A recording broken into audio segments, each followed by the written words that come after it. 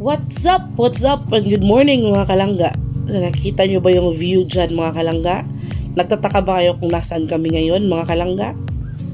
For today's video mga kalangga ay nandito po tayo sa bahay ni Papa Juni, ang uncle or tsuhi ni Insik mga kalangga. Kapatid po ni Papa, no? So fiesta po sa kanila ngayon. Happy Fiesta Katang and Happy Fiesta Senior San Vicente. So ayan, ganyan po ang paligid nila mga kalangga. Ganyan ang view nila mga kalangga, no? So isipin mo every morning, ganyan ang makikita mo habang umiinom ka ng tuba, char. O, nakita nyo po yung tuba niyan mga kalangga. Sobra si Insik na na-amaze sa tuba na yan mga kalangga kasi napakatamis. Ayan, tinikman po niyan mga kalangga, no? Unang tikim niya mga kalangga, talagang na-in-love siya sa tuba, kaya inubos niya yung isang baso mga kalangga. Uy, siguba ang naong ni Insik mga kalangga. So, andyan din po si Papa. So, andyan din po ako mga kalangga. As usual. At, ayan, habang hinihintay po natin yung sukad, no? Yung maluto yung inasal mga kalangga, ay, ayan, chika-chika muna kami dyan sa labas. Habang nagtatagay ng tuba, ayan, si Papa po, tumikim din po siya ng tuba.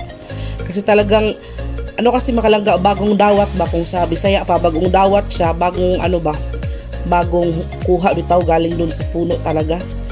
Yan. So, parang matagal-tagal na yata si Papa nakatikim, no? So, ayan na po yung hinihintay natin mga kalangga, no? Naluto na yung chonlech. Yung lechon mga kalangga, naluto na, pero hindi pa po siya hindi pa po siya nilagay dun sa mesa, kaya bawal. Yan po yung lechon nila mga kalangga.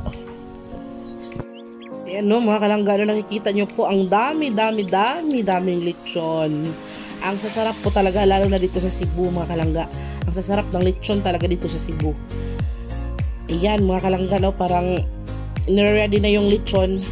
Yung ano kasi, yung isa na pinakita ko sa inyo kanina ay parang pinapatulo pa yon, pinapatulo yung kanyang mantika bago i-serve doon sa mesa mga kalangga. So habang pinapatulo pa yon, ayan, pasyal muna tayo dito sa labas. Ayan, si Manang Tesi, yan yung yung pinsan ni Insik. Shout out to Manang Tesi. Thank you for always watching our video sa YouTube at sa Facebook. Ayan po si Papa Lito, yung kapatid ni Papa, at si Papa mga kalangga. Ayan po yung unang hukad mga kalangga, no? Ayan po yung pagkain doon sa mesa. May puto cheese. Tapos yung mga laman loob na niluto. Ayan si Insik, no? Nakahoygo. Nakahoygo po si Insik mga kalangga. Parang batang pinakawalan ba, no?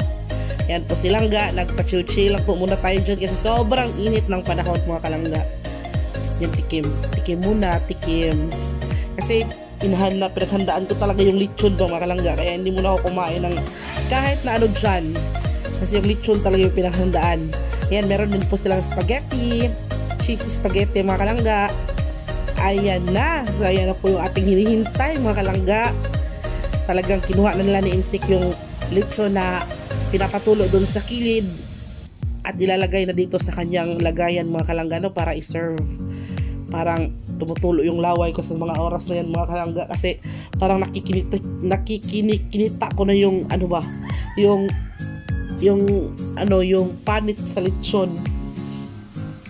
Yung panit sa lechon mga kalangga, at saka yung kanyang paa. Diba? Sino dyan ang mahilig kumain ng paa ng lechon mga kalangga? Ayan, no? Ready na po nila. Once again, Happy Fiesta Katang Katmon, Cebu, San Vicente, Senior San Vicente. Yan po yung mga pinsan ni Insik mga kalangga.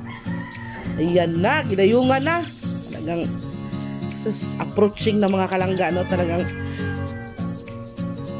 nilagay na doon sa mesa mga kalangga. Parang naghihintay lang po tayo dyan ng go signal ba para maka-attack dito.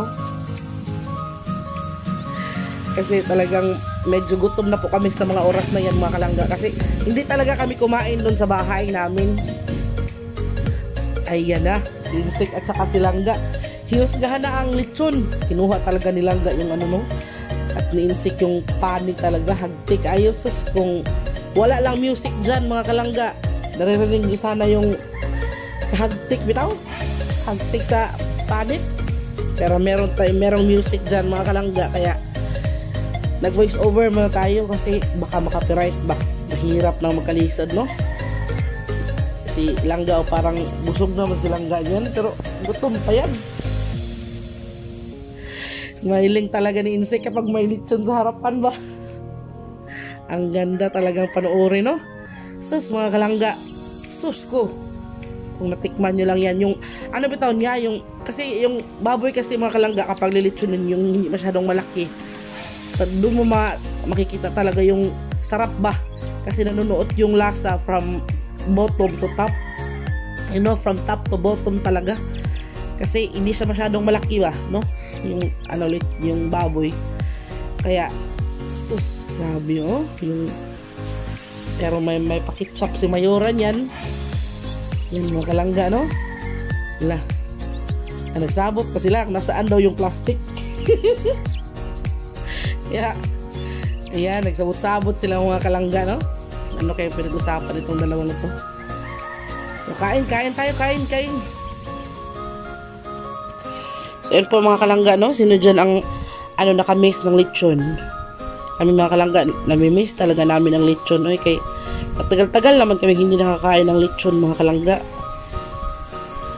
Kaya ayun, nung inimbita kami ni Papa Juni na festa pala sa kanila, hindi pa talaga kami nag-atubili at nagdalawang isip mga kalangga. Kaya ito na yung pagkakataon na makalibre tayo sa sa pagkain ba. At the same time, masarap pa yung ulam. Yan mga kalangga, no? So, hindi na kami mga kalangga. Kung nagtataka kayo mga kalangga kung bakit iisa lang yung plato namin ni Insik dyan, huwag po kayong mag-alala. At ganyan po talaga kami mga kalangga kapag pumunta ng handaan.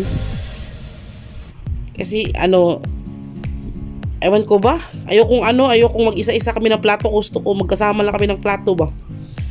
Kasi yung gusto din kasi ni Insik mga kalangga, yun din yung gusto ko. Kaya ayun, pinapaubaya ko sa kanya yung pagkuha ng pagkain, no? Baka naman i-bash nyo naman kami, ha? Huwag naman kayong ganyan. Okay lang naman yan kasi naman kami, mag-partner naman kami. Kaya okay lang yan mga kalangga, no? No problem yan. So I would like to take the opportunity to thanks sa Susco family, especially to Papa Juni at sa lahat po ng mga pinsan ni Insik na nandyan po at nag-invite po sa amin. And shout out to Cons family, Tita Ma'am Angie and Sir Raymond Cons. So thank you so much. Ayan mga kalangga, parang nagkulang yata, no? Kaya I'm sure kukuha na naman yun si Insik mga kalangga. Ay, kumuha pala siya ng soft drinks. Ayan, huwag po kayo mag-alala mga kalangga, no? Kasi yung soft drinks na kinuha ni Insik ay yan lang yung ininom. At saka kumuha din siya yun ng pinaka-special at pinaka-masarap na tiil sa baboy, tiil sa lechon mga kalangga. Sino dyan ang mahilig sa tiil ng lechon mga kalangga? Ako ganahan, jugay ko kanabit ang ukit-ukiton ba? Yun bang kanang papakin mo ba? Kahit walang kaning, basta may tiil at saka dalunggan ba? Yan talaga yung pinakamasarap kainin. Yung paa at saka yung tenga ng baboy. Kaya yan, no? Ngayon nag-voice over ako mga kalangga. Naalala ko yung kaganapan kahapon at yung sarap ng pagkain. Talagang nagutom ako ngayon. Mga kalangga, sa totoo lang, nagtutubod ang laway ko. Ayan, parang seryoso si Insik dyan sa pagngata ng ng paa ng baboy ba. So pasensya na po kayo mga kalangga kung itong video natin na to ay talagang hindi talaga siya mataas. Papakita lang po namin yung yung kapaligiran saka yung nangyayari sa amin nung araw na yon. Tapos yung mga the following happenings mga kalangga ay hindi na namin na video kasi po dumami at dumami na po talaga yung tao dyan mga kalangga. Kasi yung mga panahon na yun mga kalangga, kami lang po yung yung nandyan. Kami lang po muna kasi medyo maaga pa yan. Mga alas 11 siguro yan ang tanghali. Talagang lunch ba. Pero, afterwards, talagang dumami na. Kaya, eto na mga kalangga. Thank you so much sa panunood ng video namin. Hanggang sa muli. Ako po si Langga, Langga Isig Vlog. And thank you so much.